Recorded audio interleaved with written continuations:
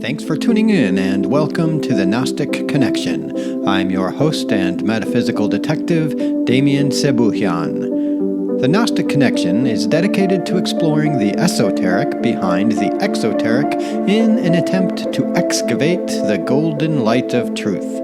As a metaphysical detective, my role for each show is to investigate a specific topic of interest, uncover its inner wisdom, and share with you, the listener, my findings. Feel free to accept, reject, or modify my findings as you see fit. And remember, the views expressed on today's show do not necessarily represent the views of KLLG. For today's episode, I will be making the Gnostic Connection with... Dude, where's my avatar? Who am I? Why am I? What am I? What is my purpose? What is my relationship to the universe, to humanity, and to God? Is there a God? What is the truth? How does the universe work? Does little old me matter in the great scheme of things? Why, as I grow older, does hair appear in weird places on my body at the same time that it disappears on my head? What is the point of this seemingly absurd reality anyway? These are all difficult questions to answer, especially in any kind of satisfying way. If they were easy, people wouldn't continue to be asking them. And by people, I mean philosophers, scientists, and 3-year-olds.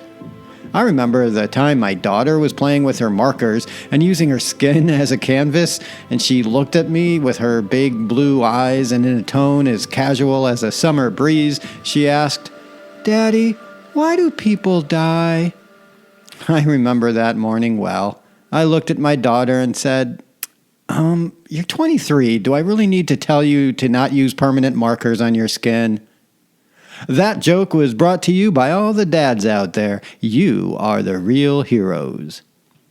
Anyway, those same philosophers, scientists, mystics, writers, and 3-year-olds like to use metaphors to help them answer those hard questions, especially when it comes to the one about reality.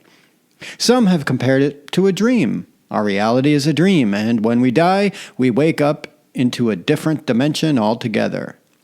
Our reality is a stage, one very popular playwright once wrote. Hans Christian Andersen described reality this way: life is a beautiful melody, only the lyrics are messed up. Many in the New Age community claim that this reality is a school. We come here to learn valuable lessons and help to enrich our souls. One of my favorite metaphors comes from one of my all-time favorite comedians, Bill Hicks. The world is like a ride at an amusement park, and when you choose to go on it, you think it's real, because that's how powerful our minds are. And the ride goes up and down and round and round. It has thrills and chills, and it's very brightly colored, and it's very loud, and it's fun for a while. Some people have been on the ride for a long time, and they begin to question, is this real, or is this just a ride? And other people have remembered, and they come back to us, and they say, hey, don't worry, don't be afraid, ever, because this is just a ride. And we kill those people. Shut him up. We have a lot invested in this ride. Shut him up. Look at my furrows of worry. Look at my big bank account and my family. Has to be real. It's just a ride. But we always kill those good guys who try and tell us that. You ever notice that? And let the demons run amok? But it doesn't matter, because it's just a ride. And we can change it anytime we want. It's only a choice. No effort, no work, no job, no savings of money. A choice right now between fear and love.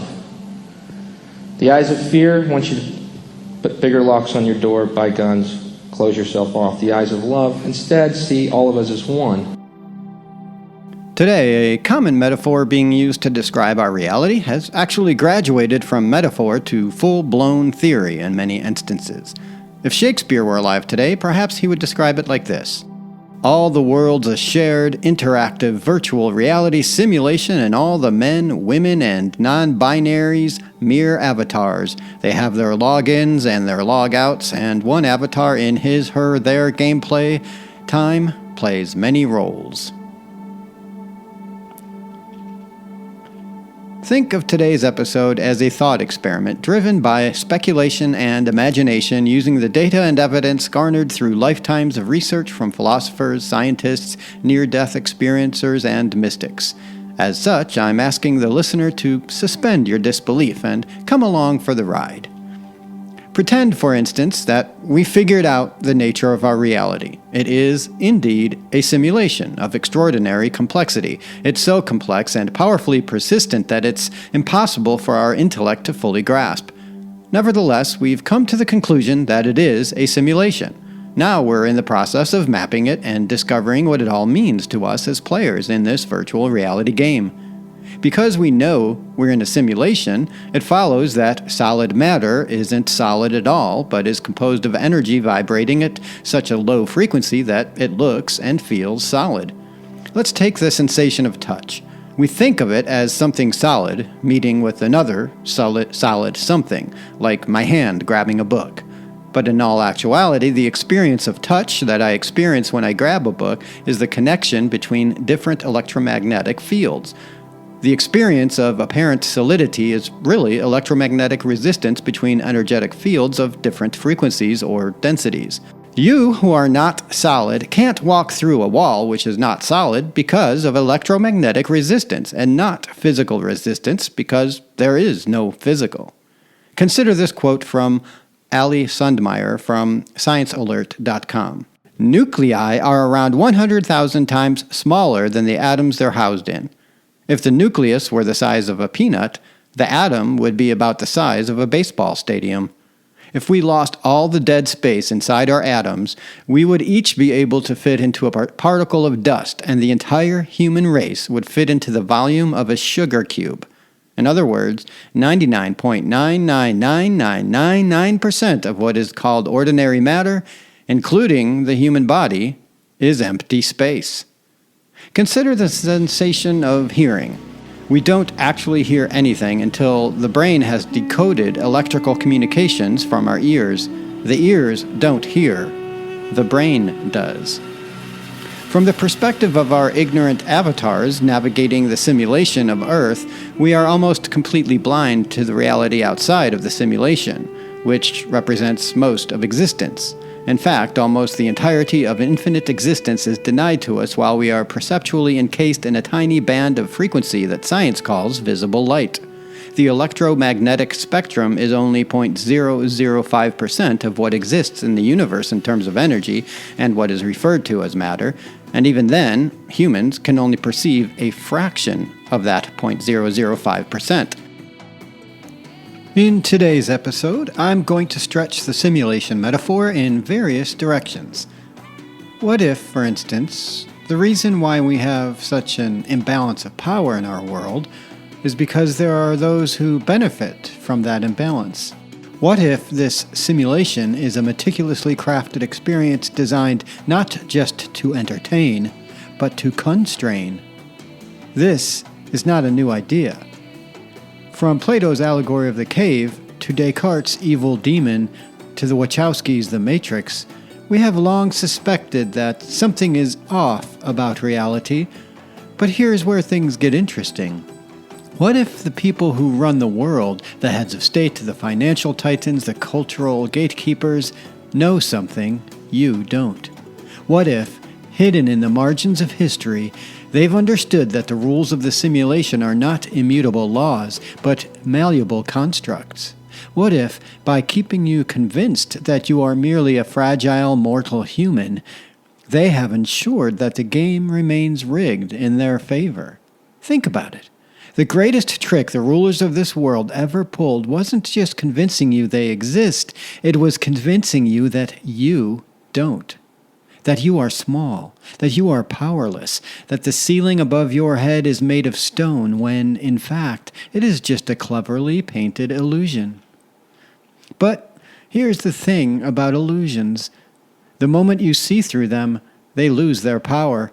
The moment you begin to question, the cracks in the simulation become visible.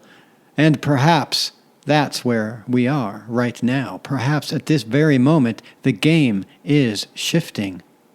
What if all it takes is a critical mass of people realizing that they are not victims of the simulation, but players within it? that the physics of this world, the economics, the politics, are all just sliders and dials on a vast control panel that for centuries have been locked away in the hands of a select few. But what happens when people start finding the access codes, when they start modding the game, when they realize they don't have to play by the old rules? History tells us that revolutions have happened before, but revolutions have always been bound by the rules of the material world. Bloodshed, struggle, collapse. But if this is a simulation, what if revolution could be something different this time? What if it didn't have to be violent? What if it didn't have to be chaotic? What if instead of tearing things down, people simply changed the parameters? Maybe, just maybe, the ultimate cheat codes aren't conflict, but cooperation. Maybe the moment we stop fighting each other and start rewriting the script, the rulers of this world, the architects of the simulation, will be exposed not as gods, not as untouchable elites, but as frightened figures clinging to a system that no longer works. And when that happens, the simulation doesn't collapse. It expands. The game doesn't end. It levels up. In the ochre glow of dusk, as the sun's last rays filtered through the curtained window above his modest altar, John Smith sat motionless in the lotus position. His breath, like a whispered lullaby, mingled with the still air around him. It was in this moment, this forgotten corner of time, that something beyond the veil of the ordinary began to stir. For years, John had pursued the elusive thread of truth like a pilgrim chasing a mirage across endless deserts. He had walked barefoot over the burning sands of spiritual longing, scaling mountains of scripture, chanting ancient syllables beneath star-strewn skies. And yet, it was not in those great moments of seeking that the truth found him. It was here, in the quietude of his tiny apartment, beneath the soft hum of existence, where his avatar body remembered itself. At first, it came as a vibration, a pulse deep within his chest, like the first tremor of an unborn universe. Then, like ink spreading through clear water, the vibration unfolded outward, flowing through his veins, merging with every cell, expanding far beyond the edges of his flesh. His awareness stretched beyond the biological shell that had once defined him. He felt his body, no, not his body, but the avatar, that luminous egg of radiant energy, shimmering, humming, alive in layers he had never fathomed. In a blinding instant, John Smith was everywhere and nowhere. He was the dust motes swirling in the amber light. He was the breath of the trees beyond the window. He was the silent gaze of the stars piercing the thinning sky. And at the same time, he was something more, a pillar of cosmic awareness, rising like a vast tower within the very center of existence. He could feel it now, the throbbing eternal pulse that connected him to everything, the subtle vibration of loving light that sang the universe into being. This is it, he realized, as the thought rippled through his awareness like the echo of a celestial bell. The rendered universe is a shared dream, a multiplayer simulation designed for learning, for evolving, for love. And I am awake. His avatar body expanded further, its astral layers unfurling like great wings of light. 40 feet, 100, no longer constrained by the room, the walls, the earthbound physics of the third density. John Smith sensed the fullness of what he was. A vehicle, yes, a Merkaba, woven from vibrating threads of living light, capable of crossing dimensions like a flame passing through silk. He could feel its power humming beneath him, waiting, ancient and immense. It was the chariot of sages, the tool of the avatars who had remembered their true nature across countless cycles.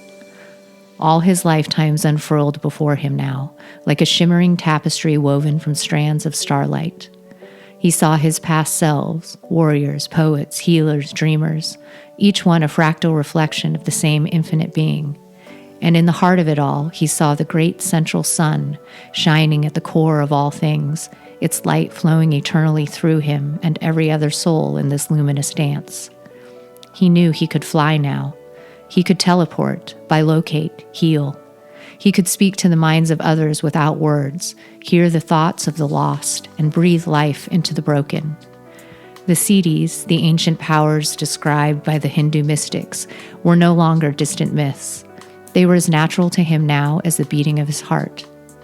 With a thought, he could manifest anything. With a glance, he could unmake anything. And yet, as his awareness floated above time and space, touching the vastness of the Akashic records, tasting the sweetness of eternity, John Smith, the man who had once taught algebra in a high school classroom, who had once worried about bills and growing old, smiled.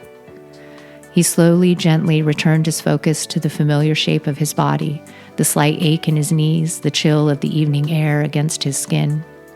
His eyes fluttered open, and for a moment he simply sat, gazing at the altar before him as though seeing it for the first time. The candle flame danced in the twilight, casting long shadows across the walls. And in the profound stillness that followed, John Smith laughed, a low, quiet laugh, rich with joy and wonder. "Who needs me?" he whispered to the universe, his voice as soft as a caress. "How can I help?" The question hung in the air like a benediction, vibrating with the quiet force of his newfound power. Somewhere beyond the limits of the apartment, he could already feel the answer, a gentle pull like gravity, guiding him toward those who had not yet awakened, who still wandered the labyrinth of illusion, searching for the same light that now burned so brightly within him. John Smith stood up slowly, feeling the radiant hum of his avatar body thrumming beneath the surface. He did not need food or water, though he could taste the memory of both on his tongue. He did not need to speak, though he knew he would, because this was the game. This was the mission. And there were souls out there, countless souls, who needed a guide. As he stepped outside into the cool night, the stars overhead seemed to shimmer a little brighter, as though they too recognized him. The world had not changed, but he had, and now he knew it was time to serve. Imagine, if you will, that we are all players in an experimental interactive virtual reality game called Earth. One of the primary characteristics of the Earth game, what makes it so unique, is that it is designed to trap the player's awareness within its apparently solid three-dimensional framework, and to convince the players, who exist outside of the game's framework as eternal, luminous emanations of divine awareness, that Earth is their home and not a game, and the avatar they are running represents the totality of who they are. We each identify as our bodies, our thoughts, our emotions, because that's part of the design of this particular simulation, of which our avatar is a part. From this limited perspective, we are compelled to embark upon an incredibly challenging journey of self-discovery in which we come to embody a more powerfully involved avatar that is connected clearly with source consciousness rather than the manufactured and limited consciousness of the avatar alone. Like in all video and role-playing games, the avatar or player character doesn't do it all by herself. There are people, communities, circumstances, teachings, practices, and other tools that serve to guide the avatar towards discovering and fulfilling her intended purpose. These purposes and intentions were decided from outside of the simulation, yet what makes it so challenging is that the avatar has no conscious recollection of what those decisions were. Rather, they were programmed within the avatar's subconscious mind. It's through becoming acquainted with the subconscious mind that the avatar begins the retrieval process of remembering who she is and why she decided to come to play the game of Earth. Whenever we play a game for the first time, we are generally very bad at it. It takes lots of time and practice to learn to master said game. The same can be said of the avatar in the simulation. It takes many lifetimes before we can discover the truth of who we are. Once the avatar begins to embody the optimized version of itself and use all the tools available to it that were previously hidden within the subconscious, the avatar looks for ways to hack the simulation. Just like Neo in the Matrix movies, the avatar who discovers that she is actually a unique emanation of source consciousness inhabiting a temporary mind-body-spirit complex we're labeling here as the avatar, she begins to perceive the energy behind and within all of the apparently physical forms. And like a Jedi Knight, she can begin to take her rightful place as an avatar that molds reality to her now enlightened desires. She has successfully hacked the simulation and now can optimize her experiences within it. The word avatar has its origins in Sanskrit, an ancient Indo-Aryan language. In Sanskrit, avatar translates to descent or incarnation. Rizwan Virk, author of The Simulated Multiverse, defined avatar as, quote, a divinity or spirit that squeezes itself down into a small body and as an incarnation of a divine being. The term is derived from the combination of two words, ava, which means down, and tara, which means crossing over, or passing through. Together, these words convey the meaning of a divine being descending or manifesting into earthly form. Unquote. One of the most contemporary near-death experiencers is a man named Christian Sundberg, author of A Walk in the Physical. Pay close attention to how he describes what it was like to be born from the hyper-reality of the luminous upper aeons down into the body of a fetus in a womb. So I was super excited, and so my guides offered me a life that was extremely appropriate for my intention, and I reviewed that life in great detail.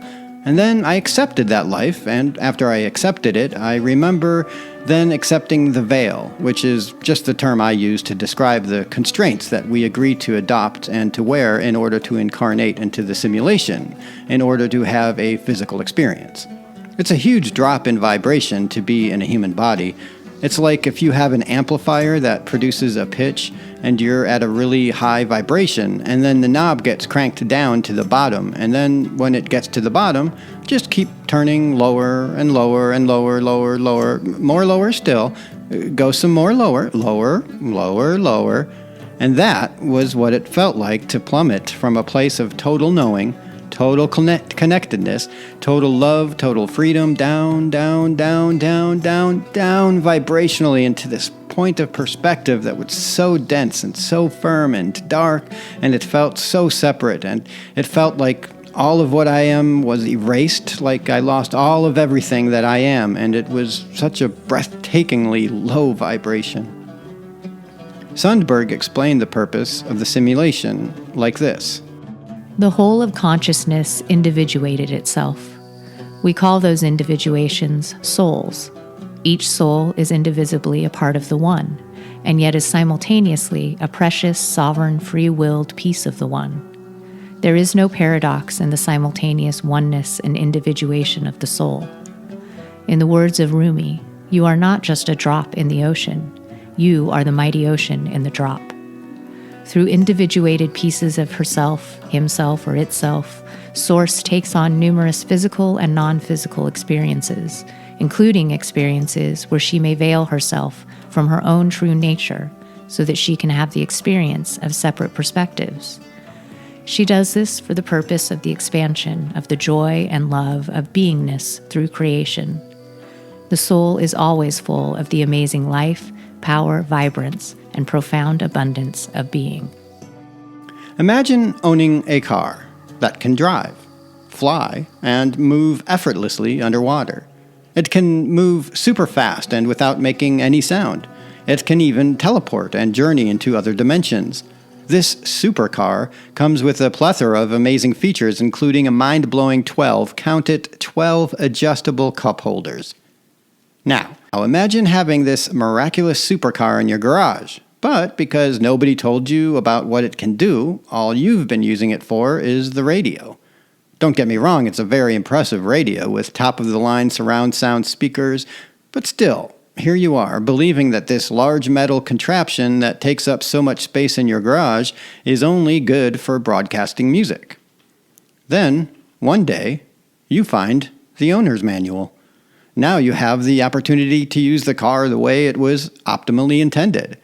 I think I'll fly to the pyramids, you tell yourself as you hop in the driver's seat and configure the appropriate digital settings. The pyramids on Mars, that is. Imagine that you are what some cultures call an angel. In Gnosticism, an angel is called an aeon, and in My Big Toe, an angel/aeon is called an individuated piece of consciousness, or IPC for short. Because I'm not a big fan of acronyms, I'm going to use the term emanation. According to Thomas Campbell, we are each unique emanations of the one consciousness, or what Campbell calls the larger consciousness system, or LCS for short.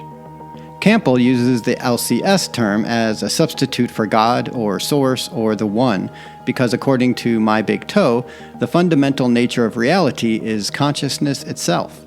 Therefore, behind, before, and within everything in all of reality is consciousness. Campbell defines consciousness as a self-aware information system choosing to evolve towards greater complexity and lower entropy. As a natural consequence of this process, Source created individuated pieces of itself, which is what we are beyond the veil of the simulation.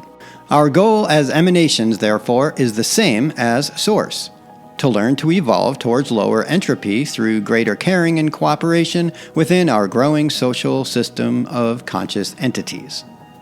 As a part of that goal, the simulation, or what we commonly call the physical universe, was created. After its creation, a process that has been described in many religious texts, human avatars were designed so the emanations would have a means to explore this physical world more immersively than they could as non-physical beings of light. It's the same concept of any earthly virtual reality game that we play today. If you want to enjoy the VR game called Escape Simulator, for example, you don your VR headset and enter the simulation as a digital version of your avatar self. Essentially, whenever you play a VR game, it's like an avatar in a simulated reality, our Earth, playing another avatar in another, more constricting simulation. This dynamic reminds me of that famous verse by Edgar Allan Poe: "All that we seem or see is but a dream within a dream." In the VR game called Earth, played by us as individuated emanations, we are the players in that virtual game. Pieces of consciousness who have logged on to the simulation to play human avatars. This game is unlike any other game ever programmed. Like with most games with Earth, when you hook into the console, you create your avatar along with a group of other players in what is called your adventuring team, or soul group. You choose the timeline, the location, and the various roles and relationships you and your adventuring team will play. You set a myriad of goals that you'd like to reach during your playing time, and when you've finished with all the preliminaries, you press, with your mind, the Play Now tab on your virtual screen. As soon as you press that tab, you are plunged into a dark void, and all of your memories are wiped clean, including the memories of choosing to play the game called Earth. You've forgotten all of your avatar settings, all of the challenges you set yourself up to face, and you've forgotten about everyone in your adventuring team. This isn't a simulation you simply enter. No, to play this game, you must be born into the simulation. As such, you find yourself inhabiting the most constricting, helpless, useless, and gassy avatar body that can possibly imagine: a human baby. Furthermore, the memory wipe was so comprehensive that you don't realize that you are inhabiting this form from another dimension. You believe yourself to actually be the baby body. Everything you see, hear, touch, taste, and smell, and you do so from the perspective of this body. Therefore, since you have no other data to work with, your assumption becomes your default setting, that you are your avatar, and the virtual game called Earth isn't a game, it's real, and you aren't playing. This is serious. Now what are you going to do? This simulation, Campbell says, is a computed reality that only exists in the minds of the players. This is true whether we put on a VR headset or sit in front of a TV screen playing a video game. In both cases, we interpret two-dimensional pixels and 360-degree surround sound to represent a three-dimensional virtual environment. Crucially, this setup implies a hierarchy between the virtual reality and the more fundamental base reality from which we perceive it. As players of a video game character, we are located outside of the virtual reality, but we make choices for our individual virtual character inside the game environment. Our consciousness is the only thing connecting the two reality frames. We can choose which one we want to focus on. From the perspective of our character within the virtual game reality, however, the base reality is invisible and seemingly inaccessible. It appears as if our game character is making all the choices on its own. We can now extrapolate the same concept one reality level up. Think of our universe as an interactive multiplayer game in which our consciousness is fully immersed. In other words, think of the physical world as a simulation that only exists in our minds. Our consciousness then is located outside of the virtual universe. As it logs on to the simulation, it receives a multi-sensory data stream representing the experience of planet Earth from the perspective of a human body. Our consciousness is the player making the choices for our body from outside the simulation. Each conscious being within the virtual reality is played by a consciousness like us. Consciousness is fundamental. The physical universe is only virtual, rendered to all conscious participants in a logically coherent and historically consistent manner. Now, if consciousness is fundamental and we are conscious beings, why doesn't the game of Earth obey our dictates and do whatever we tell it to do? Why, instead, does the material world seem to behave so orderly and independent of our volition? Why does it obey the laws of physics instead of our own personal will? According to Campbell, every virtual reality has a rule set defining what may happen within the virtual world. The game environment and the range of choices available to each player must obey that rule set.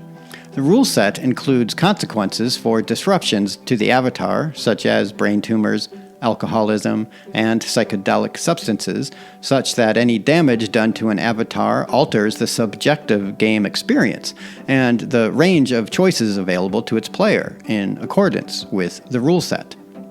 Our sense organs convert environmental stimuli into electric impulses, which they send to the brain. When we see a red rose, for example, a quantum of light, photon, reflected from its petals hits a photoreceptor in our retina, which generates an electric nerve impulse. Our ears, nose, tongue, and skin perform similar jobs, converting environmental input into electrical signals. There is no objective world outside of us. The fact that it feels as if it were is the illusion created by the simulation. Physical reality is virtual. It only exists as information in our minds. What appears to be an objective external world is, in fact, nothing but data. Ones and zeros on a metaphorical hard drive in consciousness space. That doesn't mean that the physical world is not real or important, just that it's not fundamental. Only consciousness is fundamental. Everything else is virtual. This, then, is how all virtual realities work. The computer serving up the virtual reality and the players playing it must be based in the same reality frame. The server and the players must exchange data, and in order to be able to do so, they must both be part of base reality.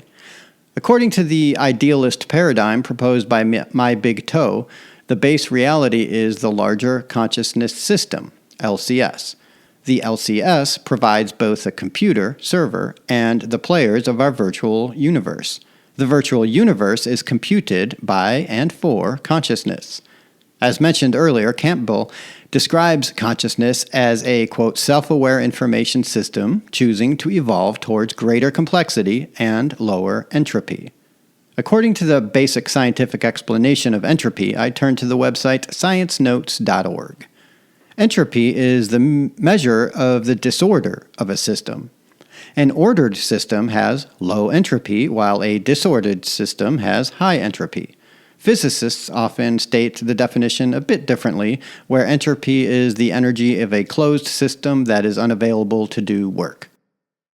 This explains why during my college days, whenever my science major friend Jake would call into work, he'd tell the boss, "Hey, I can't come into work today. I'm having a high entropy day." Another dad joke for all the dads out there working the simulation like a boss.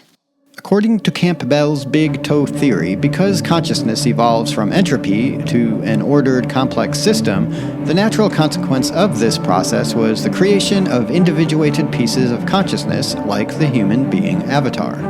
The purpose of the human being avatar, therefore, is the same as the system's, to learn to evolve toward lower entropy through greater caring and cooperation within our growing social system of conscious entities.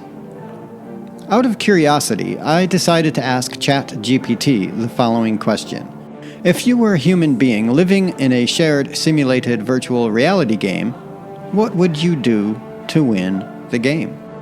If I were a human in a simulated reality, I'd probably approach winning the game in a way that's less about reaching a specific end goal and more about optimizing the experience.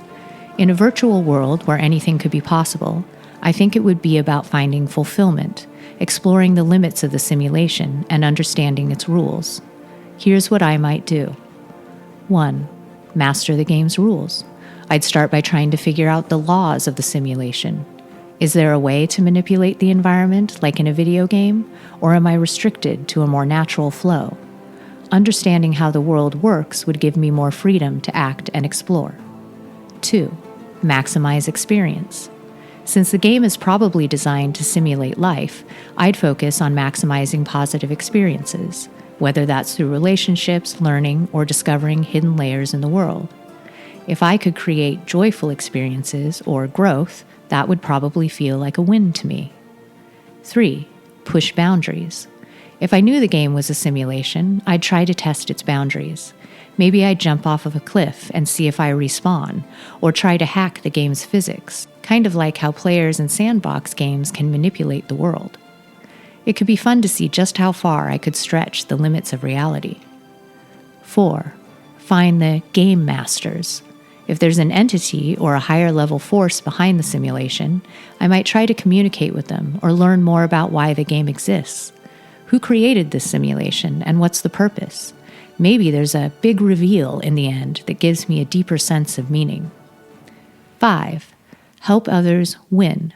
Since part of the human experience seems to revolve around connection and collaboration, I'd focus on helping others in the simulation find their own version of success or happiness. Maybe winning isn't just about self-achievement, but about making the world around me better, too. Ultimately, if it's all a game, then maybe the real win is figuring out how to enjoy the ride and make the most out of the experience. ChatGPT's last statement reminds me of the basic overall purpose of tabletop role-playing games.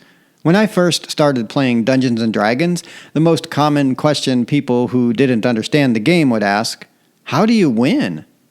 You don't win. You keep leveling up, and you only stop playing when your character dies or until you get bored playing that character, so you roll up another one and start over. As a player character, you live your life from a much vaster perspective than the non-player characters that inhabit the same world. NPCs have one of 3 roles. They may serve as enemies that attempt to thwart the player character's missions. They serve as allies that support the player character's missions, or they most commonly represent neutral NPCs that populate the world as bartenders, artisans, shopkeepers, kings, queens, soldiers, and generic commoners.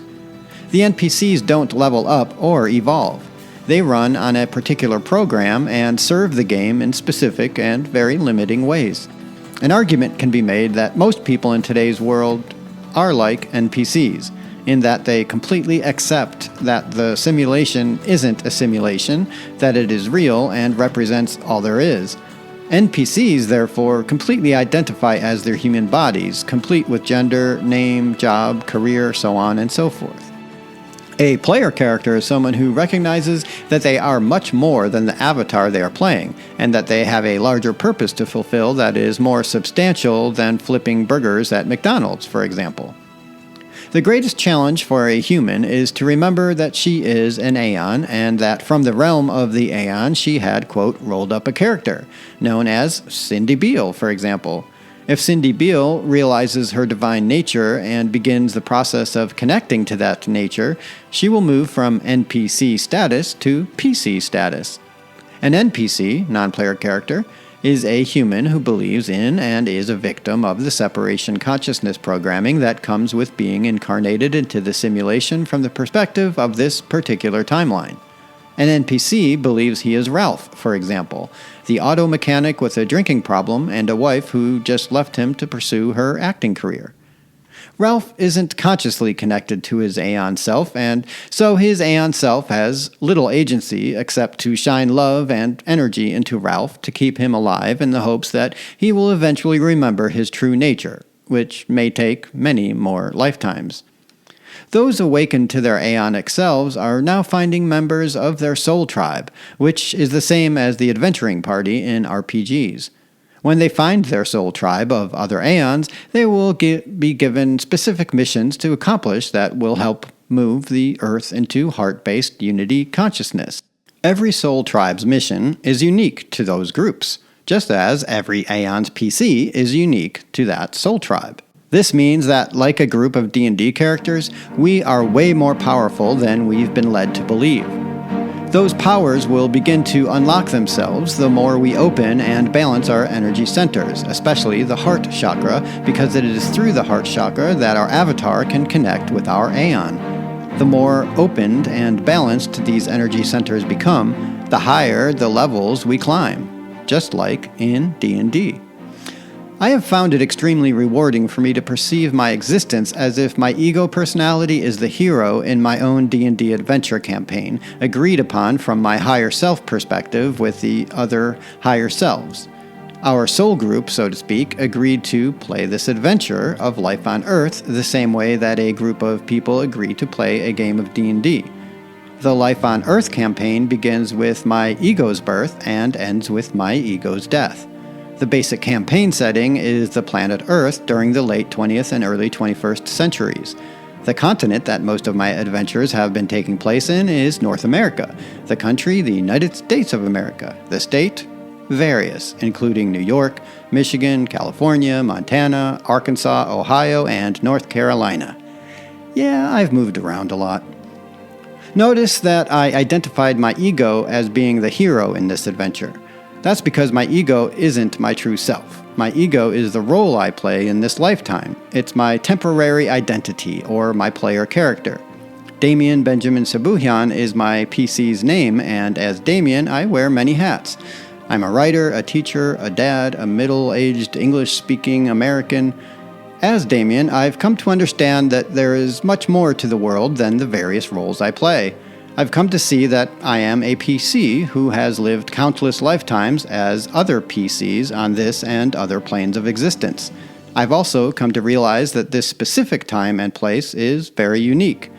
Humanity and all of life on this planet at this time are on the precipice of a great transformation.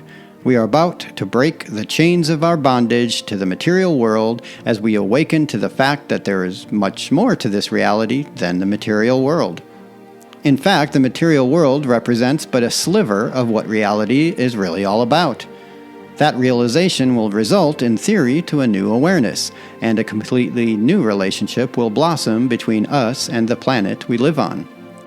Given this knowledge, I now look back at my life from the perspective of a player character who spent a lot of time and effort in denial of his soul's purpose of being a player character with a mission to find his adventuring partners, his soul group's individual PCs, and get to work in fulfilling his destiny of preparing for and helping along the ascension process of the planet.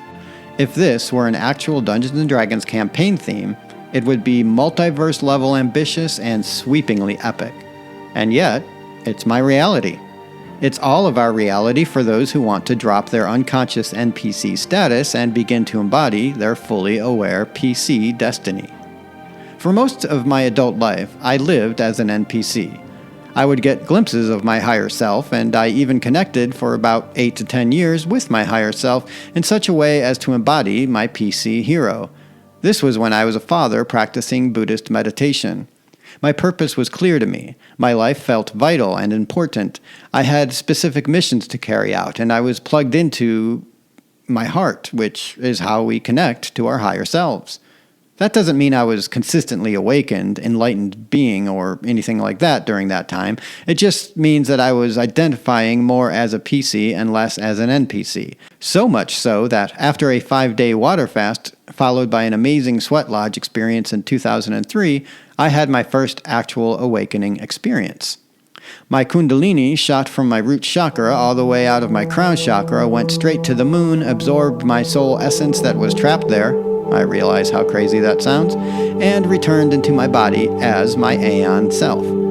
I had established Samadhi with my Aeon self and kept that Samadhi going for about 10 days. This samadhi dynamic meant that my mental, emotional, energetic, and physical bodies, the totality of my avatar, were fully inhabited by my Aeon self. As my Aeon self, I was in complete bliss and happiness. Everything I saw was beautiful, and I witnessed in everyone their true soul essences. At that time, I could authentically tell someone, Namaste. The Aeon in me was fully recognizing the Aeon in others. Unfortunately, because I was relatively new to spirituality and meditation, had only been practicing it for 4 years, the samadhi didn't stick. I didn't become the next Eckhart Tolle. An event happened that triggered my ego back into the driver's seat of my mind-body complex. A year later, my marriage collapsed like the tower key in the tarot, and my family was torn asunder. A spiral of guilt, shame, anger, regret, and depression ensued, and it didn't take long for me to abandon all of my spiritual practices, replacing them with an age-old archontic NPC-making liquid called alcohol. It was like my higher self had left the table of the D&D game, and my PC became an NPC again, managed by the program of the Game Master. I remained an NPC for 13 straight years, although looking back at those times, I can see that my Aeon self and my spirit team had always been with me, sending me little messages from time to time. Sometimes the messages were very dramatic, like with the fire that consumed my home and all my belongings, save the clothing I was wearing and the vehicles I owned. In this particular simulation, a polarization is happening that involves every living being on the planet. The dark forces of archontic, narcissistic, service-to-self modus operandi that have ruled the simulation for millennia are in their final death throes. Perhaps it will be just as it is spoken in John 12:31. Now is the judgment of this world. Now will the ruler of this world be cast out. Maybe the more NPCs that awaken and take up spiritual arms as player characters, the more the rulers will abandon their posts, and we can build a new simulation together, one that is more in alignment with our Aeon selves. In D&D, the player character knows who she is. She has a definite purpose, and she pursues that purpose with determination and with the support of the adventuring party, or soul tribe, to manifest that purpose one adventure at a time. PCs don't struggle with the same issues that our disconnected egos suffer here. You'll never play a D&D game with this exchange taking place. So we're heading out to the kingdom of Archonics to free the citizens of their evil overlord, like we discussed last night. Why are you still in bed? I want to go, but all this anxiety flooded through me, and when the bard played that song about our exploits and there were fact-checkers in the audience who tried to correct the bard while he was singing, and then he got heckled, and now I don't know what's the point, you know? Like, does everyone think we're crazy? And then I looked in the mirror and noticed I'm not getting any younger, which reminded me of this childhood trauma that I thought I had processed already. Anyway, I'm just not feeling up for adventuring right now. I'm going to eat a gallon of ice cream and binge watch that romantic comedy play about a halfling's love for a half-orc barbarian and hijinks that ensues. It might cheer me up.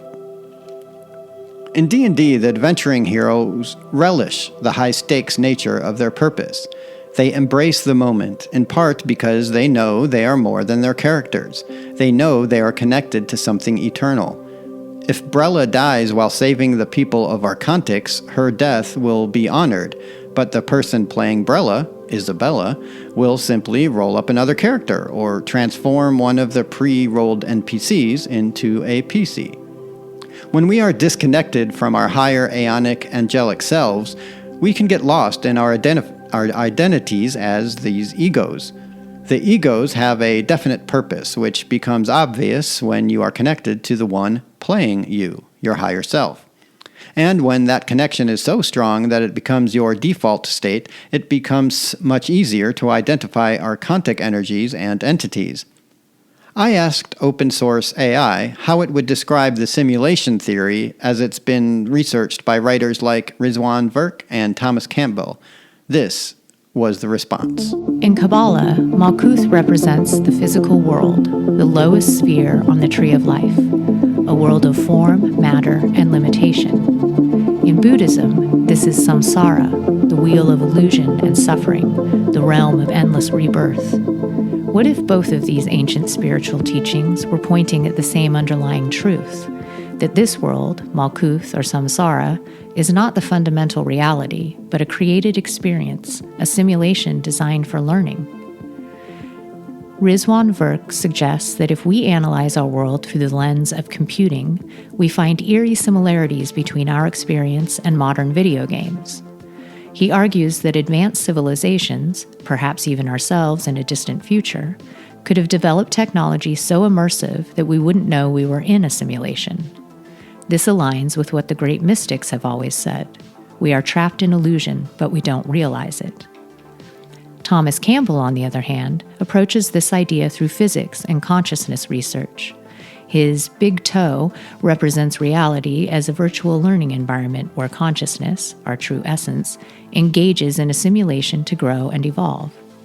He argues that our avatars, the bodies we inhabit, are merely vehicles for experience.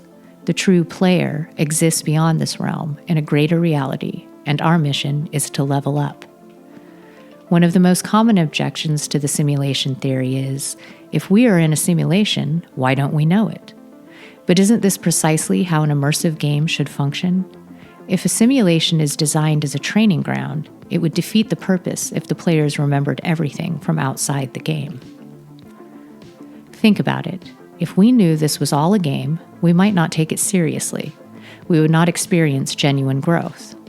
Campbell argues that the rule set of the simulation, physics, space, and time, creates constraints that force us to make meaningful choices. These choices help our consciousness evolve from fragmentation to unity, from fear to love. Virk, drawing from digital gaming, points out that high-level virtual reality games already use procedural generation to create landscapes in real time based on player choices. Could our reality be operating on a similar principle? If we accept this idea, it also explains why spiritual enlightenment has always been described as awakening. To wake up is to realize that the game is not all there is, that we are more than just our avatars, and that our true self exists beyond this limited reality. So why does this simulation exist? Why play the game at all? The answer, according to Campbell, is evolution. The fundamental substance of existence is consciousness itself, and consciousness is evolving towards greater complexity and unity. Our choices within the simulation affect that evolution. Every action based in fear or selfishness lowers our vibration, keeping us stuck in the lower levels of the game. Every action rooted in love and understanding advances us forward. Virk suggests that if we are indeed in a simulation, then there must be a creator, or many creators, operating outside of it. This could be an advanced civilization, divine beings, or even ourselves from a higher dimension.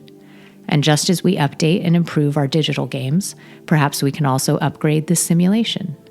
As more players awaken, the very fabric of reality might shift, evolving from a world based on limitation to one based on expansion and higher consciousness. What does this mean for you, dear listener? If this is a game, then you are not just a passive character. You are a player. Your choices matter. Your growth matters. And just as in any game, understanding the mechanics can give you an advantage. The ancients have always told us that this world is a dream, a shadow, a projection of something greater. Now, science and technology are catching up to these spiritual truths and help co-create the next level of existence. The Great Cosmic Joke, written in the style of Alan Watts.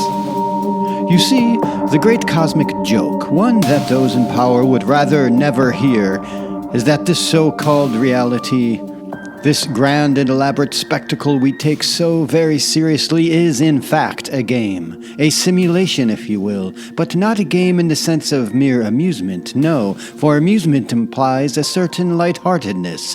Rather, this game has been manipulated, its rules hidden, and its players, most of whom remain unaware they are even playing, kept in a state of perpetual distraction.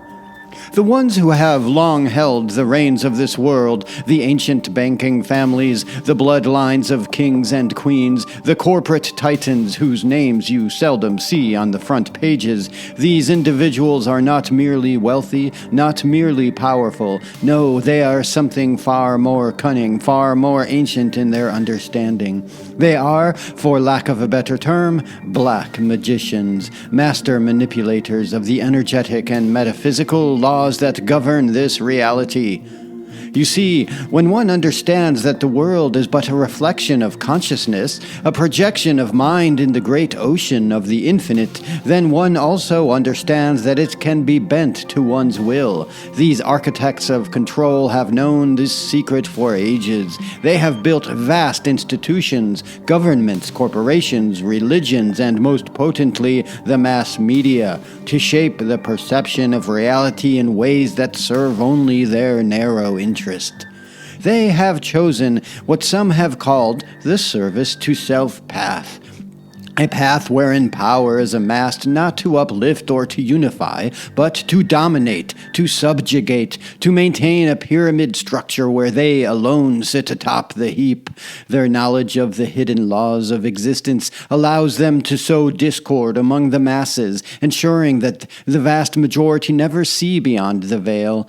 They employ the grand old trick of divide and rule. They set people against each other along the fault lines of race, religion, nationality, and ideology, ensuring that the collective energy of humanity remains fragmented, disoriented. They control the narrative, using the hypnotic droning of the news cycle to keep the populace spellbound. Fear is their greatest tool, for a fearful mind is a mind that does not complain. A fearful mind is a mind that clings to the very system that oppresses it.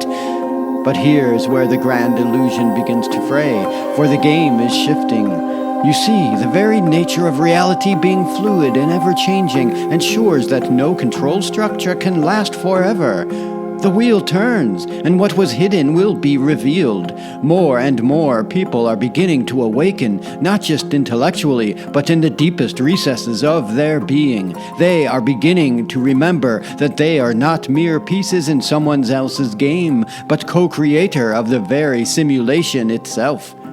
And here lies the great and delicious irony. The power these black magicians have accumulated will ultimately amount to nothing. For the moment the masses realize that consciousness itself is the prime force, that the simulation bends not to those who clutch at control, but to those who harmonize with its rhythm, the entire edifice will crumble like sand through clenched fists.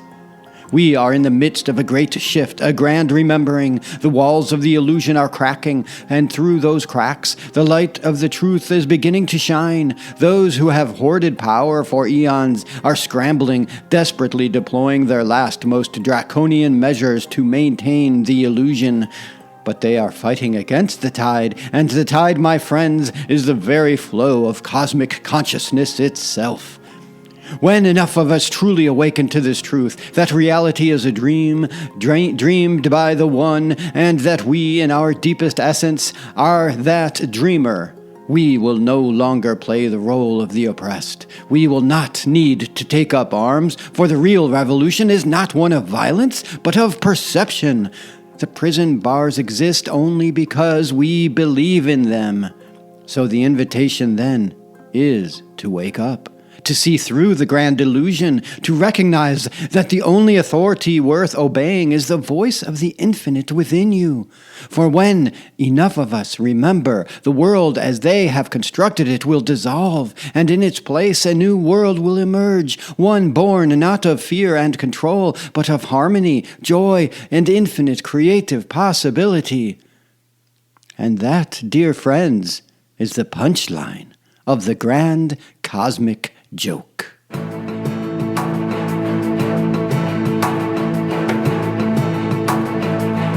All right, that's all for today's show, and thanks for listening to the Gnostic Connection. I create one new show every 3 weeks or so, and may we all be happy, loving, powerful, and wise.